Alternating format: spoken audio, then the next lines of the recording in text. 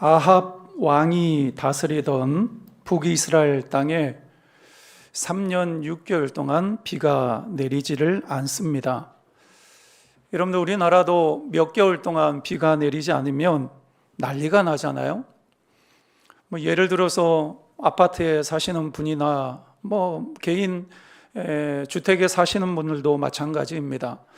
만약에 수돗물이 단수가 되면 씻는 것도 힘들어지고, 이게 우리가 음식을 해 먹거나 설거지하는 것도 굉장히 어렵고, 또 화장실 가서 처리하는 것도 굉장히 힘이 듭니다. 그런데 3년 6개월 동안 비가 내리지를 않았으니까 그 땅이 완전히 황폐화되었다, 이렇게 볼 수가 있고요. 살아있는 지옥이 되었다, 이렇게 표현을 할 수가 있습니다. 근데 중요한 것은 북이스라엘 땅이 왜 이렇게 되었느냐, 그 이유가 우리가 알아야 됩니다. 아합 왕이 여호와 신앙을 버리고 바알을 숭배하게 되는, 우상을 섬기는 그러한 왕이 되었기 때문에 그렇습니다. 우상 중에 대표적인 우상이 바알이라고 볼 수가 있는데요, 바알은 풍요의 신입니다. 이 바알이 비를 내려주고 농사를 잘되게 만들어주고 물질적인 풍요를 가져다주고, 이런 신으로 여기고 이스라엘 백성들이 바알을 섬기기 시작을 했습니다. 여러분들, 얼마나 매력적인 신입니까? 바알을 섬기면 원하는 때에 비가 내리고, 농사를 짓는데 농사가 잘 되고, 하는 일마다 잘 돼서 물질적인 풍요를 누리게 되고, 얼마나 매력적인 신이에요. 그래서 그 당시에 이스라엘 백성들은 대부분이 차마 하나님은 버리지 못하고 바알도 겸하여 섬기는, 어떻게 보면 타락한 신앙을 가지고 있는 그러한 신앙의 모습으로 북이스라엘 사람들이 지내고 있었습니다. 여러분들, 하나님이 가장 싫어하시는 것 중에 하나가 뭔지 아세요? 우상 숭배입니다. 그래서 우리가 십계명을 보게 되면 첫 번째 계명과 두 번째 계명이 다른 신을 섬기면 안 되고, 우상을 만들면 안 되고, 섬기면 안 된다, 아주 강력하게 하나님께서 말씀을 하십니다. 그러면 우상 숭배가 뭘까요? 우상 숭배는 간단합니다. 제가 늘 이야기하지만 하나님보다 더 사랑하는 것이 있다면 그것이 우상이 되는 거예요. 하나님보다 내가 더 중요하게 여기는 것이 있다면 그것이 우상입니다. 특별히 하나님의 은혜를 입은 자들이 하나님을 버리고 우상 숭배를 하게 되면 그것처럼 하나님의 마음을 아프게 하는 것이 없습니다. 이스라엘 백성들은 430년 동안 애굽에서 종살이 하다가 하나님의 특별한 은혜로 출애굽을 하고 적과 꿀이 흐르는 가나안 땅을 차지를 했습니다. 그런데 그 하나님을 잊어버리고 바알을 숭배하고 있는 북이스라엘 백성들의 모습을 보면 너무나 안타깝죠. 하나님께서는 하나님의 이런 은혜를 잊어버린 북이스라엘 땅에 3년 6개월 동안 하늘의 문을 닫아버렸습니다. 여러분들, 이렇게 되면 아합 왕을 비롯해서 이스라엘 백성들이 우상을 버리고 하나님께로 돌아와야죠. 그리고 하나님 앞에 회개하고 엎드려서 하나님의 도우심을 구해야 되잖아요. 근데 오히려 북이스라엘 땅에 남아있는 하나님을 섬기는 선지자들을 잡아서 죽였다, 이렇게 성경은 기록하고 있습니다. 여러분들, 아합 왕이 왜 북이스라엘 땅에 남아있는 하나님을 섬기는 선지자들을 잡아서 죽였을까요? 이유가 있습니다. 그게 뭐냐면, 우리가 바알을 숭배하고 있는데 이 하나님을 섬기는 선지자들이 북이스라엘 땅에 남아있기 때문에 바알이 노해서 비를 내리지 않고 있다, 이렇게 주장을 하는 거예요. 여러분, 얼마나 황당합니까? 그런데 어리석은 백성들은 그것을 믿고 있었다라는 거예요. 하나님의 징계가 있었음에도 불구하고 그것을 깨닫지 못하는 최악의 상황에 지금 북이스라엘이 머물러 있는 것입니다. 여러분들, 이때 혜성처럼 등장한 사람이 있죠? 엘리야 선지자입니다. 그는 이미 아합 왕을 만나가지고 경고했죠. 어떤 경고를 했냐면 내 입에서 말이 떨어지기 전에 이 땅에 비가 내리지 않는다, 이렇게 이야기를 합니다. 이 말을 보게 되면 바알이 분노하고 바알이 화가 나서 비를 내리지 않는 것이 아니라 하나님의 특별한 뜻이 있어서 북이스라엘 땅에 하나님이 비를 내리지 않는다, 하나님의 징계다라는 사실을 우리가 알 수가 있습니다. 3년 6개월 만에 엘리야가 아합 왕을 찾아갑니다. 그리고 나서 제안을 하죠. 왜 그러냐면 아합 왕이나 북이스라엘 사람들이 3년 6개월 동안 비가 내리지 않고 하나님의 징계가 떨어졌음에도 불구하고 깨닫지를 못하니까 엘리야가 너무나 마음이 아픈 거예요. 그래서 아합 왕을 찾아가지고 제안을 하는데 뭐라고 얘기를 하냐면, 여호와 하나님이 참 신인지 당신들이 섬기는 바알이 참 신인지 우리 한번 시험을 해보자, 내기를 한번 해보자. 어떤 얘기냐면, 갈멜산에 2개의 제단을 쌓고 각자의 신에게 제사를 지낸 후에 기도했을 때 하늘에서 불이 내리는 그 신이 참 신이다, 우리가 그것을 인정하자, 이런 제안을 엘리야 선지자가 제안을 합니다. 아합 왕이 엘리야 선지자 이 제안을 받아들이죠. 그래서 갈멜산에서 그 유명한 갈멜산 전투가 벌어지게 됩니다.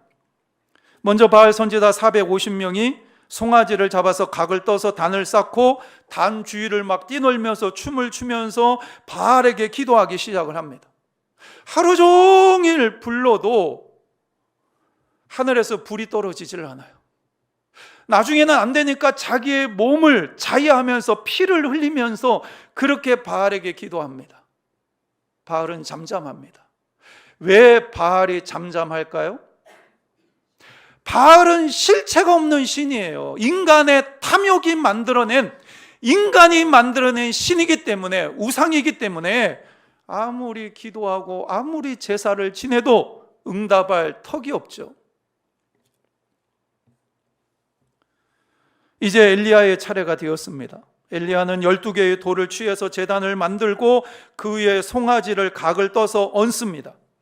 그리고 물 4동이를 떠다가 거기에 아낌없이 붓습니다. 물이 4동이에요. 4동이만 붓는 것이 아닙니다. 한 번 더 4동이를 떠다가 그 자리에 붓습니다. 한 번 더 떠서 붓습니다. 12동아리를 물을 떠가지고 그 안에 쏟아 붓습니다.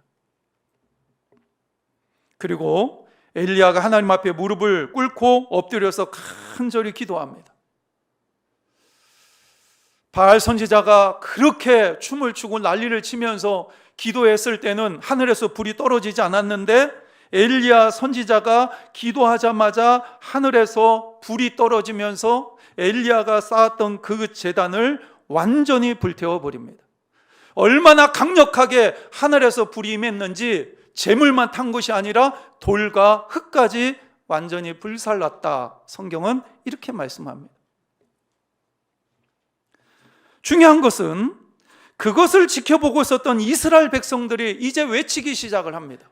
오늘 본문 39절 말씀에 보면 그 말씀이 나와 있죠. 우리 39절 말씀 함께 읽겠습니다. 모든 백성이 보고 엎드려 말하되 여호와 그는 하나님이시로다, 여호와 그는 하나님이시로다 하니. 이스라엘 백성들은 갈멜산에서 벌어지는 전투를 지켜봤어요. 그리고 진정한 하나님이, 참신이 누구인가를 이스라엘 백성들이 이제 생생하게 눈으로 확인하는 거예요. 그래서 바알이 하나님이 아니라 여호와가 하나님이시다, 여호와가 하나님이시다 이러면서 외치면서 이스라엘 백성들이 하나님을 찬양하기 시작을 합니다. 엘리야는 바알 선지자들을 기손 시내로 끌고 가서 다 죽여요. 엘리야의 완벽한 승리입니다.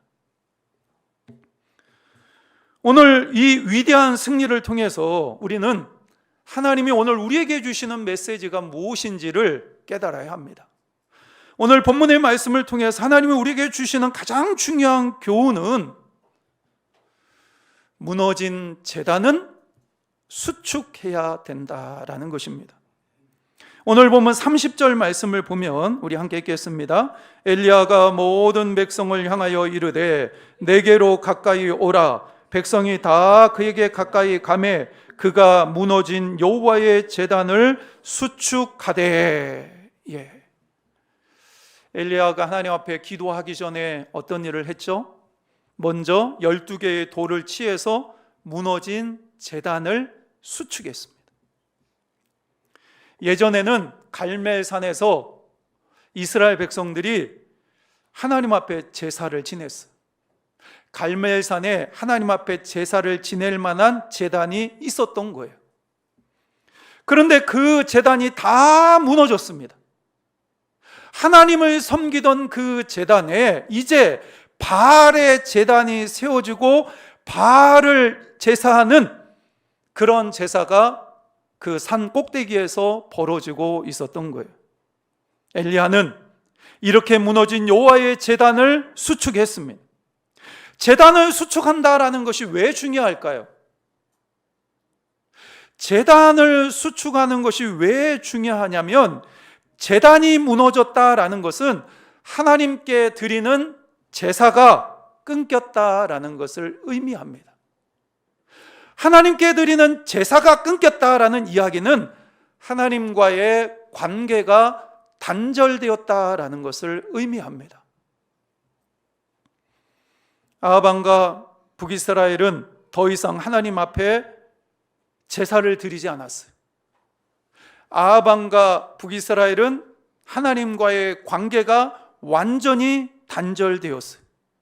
그래서 북이스라엘은 더 이상 하나님이 통치하는 하나님의 나라가 아니라 바알이 통치하는 바알의 나라가 되었던 것입니다. 여러분들 얼마나 안타깝고 슬픈 일이에요. 하나님께서 이스라엘 백성을 사랑하셔서 젖과 꿀이 흐르는 그 땅을 하나님께서 이스라엘 백성들에게 선물로 주셨는데 430년 동안 종살이하던 이스라엘 백성들을 하나님의 능력으로 건져냈는데, 구원해 주셨는데 이 하나님의 모든 은혜를 잊어버리고 바알이 하나님이다 이러면서 바알을 숭배하고 있으니까. 여러분들, 우리 대한민국은 하나님의 특별한 복을 받은 땅입니다. 할렐루야. 이 땅에 복음이 들어왔고 교회가 폭발적으로 성장하면서 눈부신 경제적 성장도 거두었습니다. 우리나라 역사상 이렇게 잘 살아본 적이 없습니다.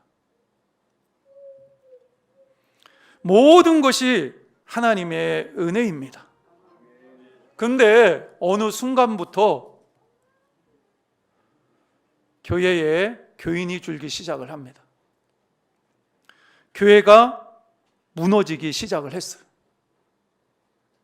예수 믿는 기독교인들이 숫자가 점점 줄어들기 시작을 했습니다.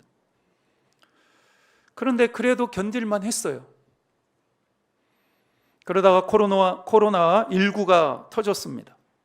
교회는 강제적으로 문을 닫아야 했고 예배도 마음대로 드릴 수 없는 상황이 되었습니다. 코로나가 휩쓸고 지나간 지금 코로나에 대해서 더 이상 사람들은 이야기하지 않습니다. 근데 여러분들, 교회는 어떻게 되었습니까?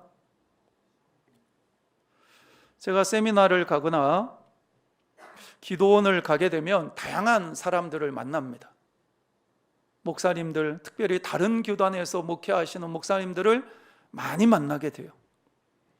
그분들과 같이 함께 잠을 자는 경우도 있고, 그러다 보니까 커피도 마시고 같이 대화를 많이 하게 됩니다. 그러면서 느끼는 게 뭐냐면 모든 상황이 부정적이고 비관적이라는 거예요. 이렇게 나쁠 수가 없다라는 거예요. 교회의 상황을 이야기하는 겁니다. 여러분들, 우리 내서제일교회는 그래도 괜찮습니다. 하나님의 특별한 은혜죠. 왜 그러냐면 우리가 코로나 2년여 동안 우리 교회 재정도 줄지 않았고, 그 다음에 교회 교인들도 줄지 않았고 오히려 부흥하고 성장했어요. 우리가 예전에는 10교회 힘들고 어려운 교회를 선교했지만 올해부터 15교회 교회를 선교하고 있거든요. 선교비를 보내고 있습니다. 우리 내서제일교회를 자랑스럽게 생각할 수 있는 여러분들이 되시길 바랍니다. 옛날 IMF 시절에도 장사 잘하고 돈 많이 번 사람이 있다라고 말씀을 드렸죠. 코로나 때 다 힘들다고 얘기하지만 성장하고 부흥하는 교회도 있었어요. 근데 전반적으로 모든 교회가 정말로 힘들어하고 어려워합니다. 저는 가끔 이런 질문을 던져요. 앞으로 30년이 지나면 한국 교회는 어떻게 될까? 앞으로 30년이 지나면 우리 내서제일교회는 어떻게 될까? 여러분들 어떻게 될 것 같습니까? 지금보다 좋아질까요? 아니면 나빠질까요?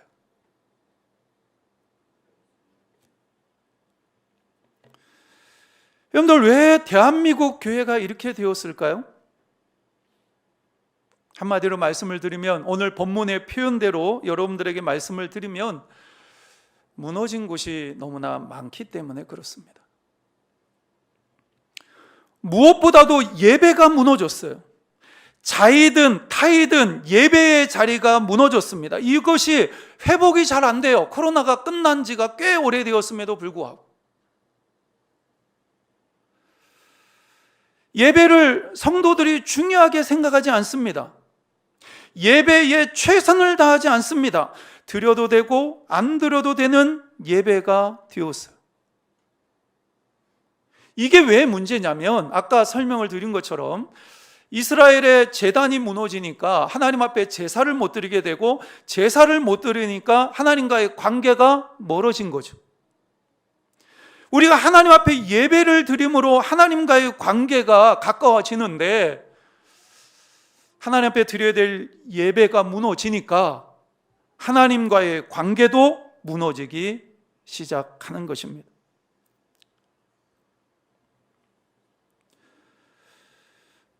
여러분들, 깊은 밤에 가로등이 하나 켜져 있는데, 시골에 가면 이제 가로등이 하나 켜 있는 경우가 있잖아요. 가로등 바로 밑에 서면 모든 것이 잘 보입니다. 근데 가로등에서 점점 멀어지기 시작을 하면 안 보이죠. 점점 안 보입니다. 아무것도 안 보여요. 대신 빛은 사라지고 어둠이 나에게 밀려옵니다.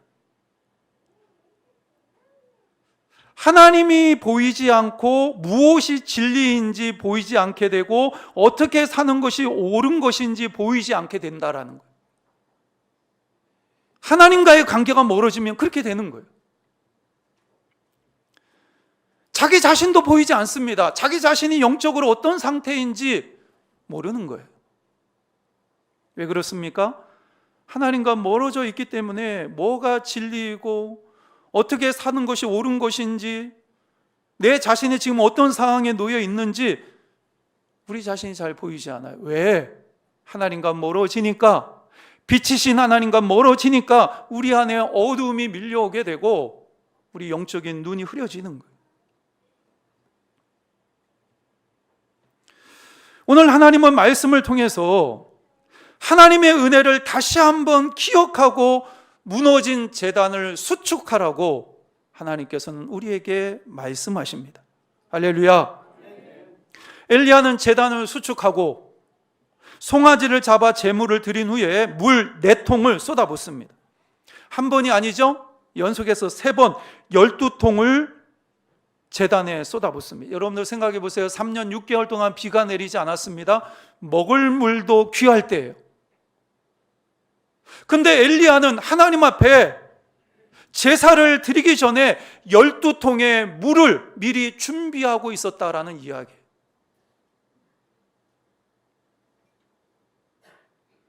아합 왕은 바알을 섬기면서 비를 내려주십시오, 비를 내려주십시오. 그 바알에게 비를 내려달라고 자기들이 가장 원하는 것이 무엇인가를 내려놓고 그 신에게 기도하기 시작을 했어요. 그런데 엘리야는 오히려 3년 6개월 동안 비가 내리지 않는 가운데에서 정말 금보다 귀한 물을 12통을 준비해서 하나님 앞에 드립니다. 이게 종교와 신앙의 차이입니다. 종교를 가지고 있는 사람, 우상을 섬기는 사람은요, 끊임없이 하나님 앞에 뭘 해달라고 자꾸 요구해요. 그러나 하나님의 은혜를 아는 신앙이 있는 사람은 오히려 엘리야처럼 가장 귀한 것을 하나님께 쏟아붓습니다. 이것이 하나님을 아는 자의 헌신인 거예요. 어떻습니까? 여러분들은 하나님 앞에서 무너져 내린 곳이 있지는 않습니까? 여러분들이 예배가 무너지진 않았나요? 여러분들 기도가 무너지진 않았습니까? 하나님 앞에 드려야 될 여러분 헌신이 무너져 있지는 않습니까? 하나님은 오늘 말씀을 통해서 그 무너져 내린 곳을 수축하라고 이야기합니다. 이것은요, 우리 개인의 문제, 개인의 문제를 벗어나는 문제입니다. 무슨 얘기냐면, 우리의 무너진 것을 수축하게 될 때 그것을 통해서 내 주변의 사람들이 살아계신 하나님을 만나고 그 하나님을 찬양하게 되기 때문에 그래요. 오늘 본문에서 엘리야가 쌓은 제단에 불이 임한 것을 보고 백성들이 뭐라고 환호합니까? 여호와는 하나님이시다. 여호와는 하나님이시로다. 이렇게 하나님을 찬양하고 고백하는 것을 보게 됩니다. 여러분들, 우리가 세상 속에서 어떻게 살아가야 되느냐, 항상 우리의 고민이죠. 죄 많고, 그 다음에 우리가 살아가는 삶의 방식과 전혀 다른 세상 속에서, 여러분이 다니는 직장 안에서 내가 내 신앙을 지키면서 어떻게 살아가야 되느냐, 이 쉬운 문제가 아닙니다. 특별히 우리가 주일을 성수할 때 우리를 가장 힘들게 하는 부분들이 여러 가지가 참 많습니다. 그 중에서 가장 힘든 문제가 결혼식 문제죠. 토요일날 결혼식 하면 얼마나 좋아요. 근데 주일날 결혼식을 하면 이게 주일날 예배를 드려야 되는데 결혼식을 가야 되나. 근데 그분이 친척이고 또 우리 아들과 딸이 결혼했을 때 왔어요. 이러면 그분의 자녀가 결혼할 때 가야 되는 게 예의잖아요. 예배 시간이 피해서 결혼식이 진행을 하고 가까운 데면 그래도 마음이 좀 가벼워지죠. 예배 마치고 그 다음에 결혼식 참석해서 축하해 줄 수가 있어요. 그런데 먼 곳에 도저히 이 시간을 낼 수 없는 시간에 결혼식이 있으면 굉장히 힘든 문제입니다.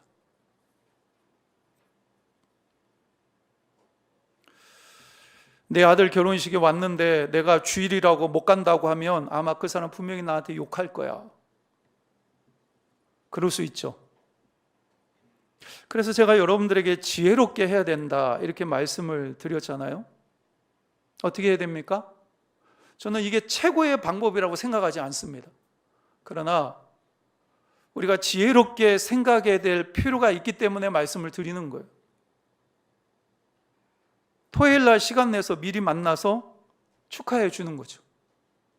그리고 사정을 이야기합니다. 나는 교회 다니는 사람이고 주일을 성수해야 합니다.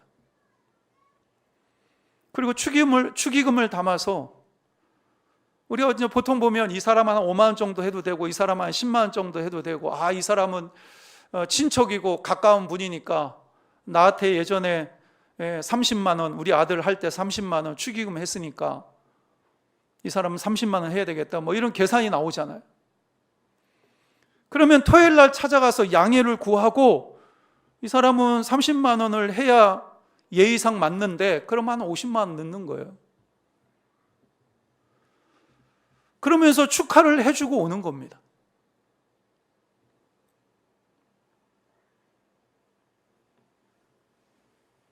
여러분들, 세상 사람들 우리가 교회 다니는 거 아는데 그럼에도 불구하고 주일날 결혼식에 오면, 예배도 안 드리고 오면 반갑지요.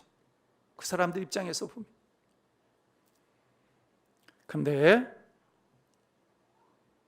그렇게 되면 우리가 믿는 하나님은 별거 아닌 존재가 되는 거예요. 여러분들, 제가 말하는 의미를 여러분들 이해하실 수 있겠나요?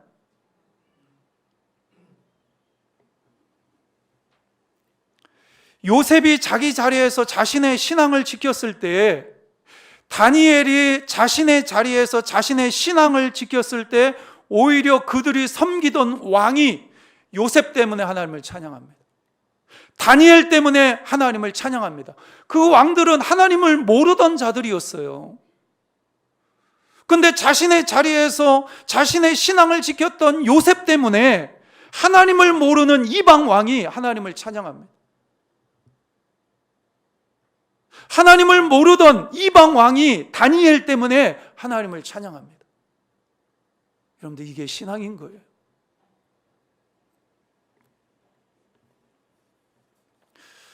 저는 이런 설교를 할 때마다 참 마음이 답답해요. 왜 그러냐면 저는 잘 알거든요. 이 말씀이 얼마나 여러분들에게 부담이 되는 말씀이고, 사실 우리가 살아가는 우리의 삶의 현장이 얼마나 힘들고 어려운지 너무나 잘 알기 때문에 그래요. 여러분들, 우리는 참으로 힘들고 어려운 시대에 우리가 살고 있습니다.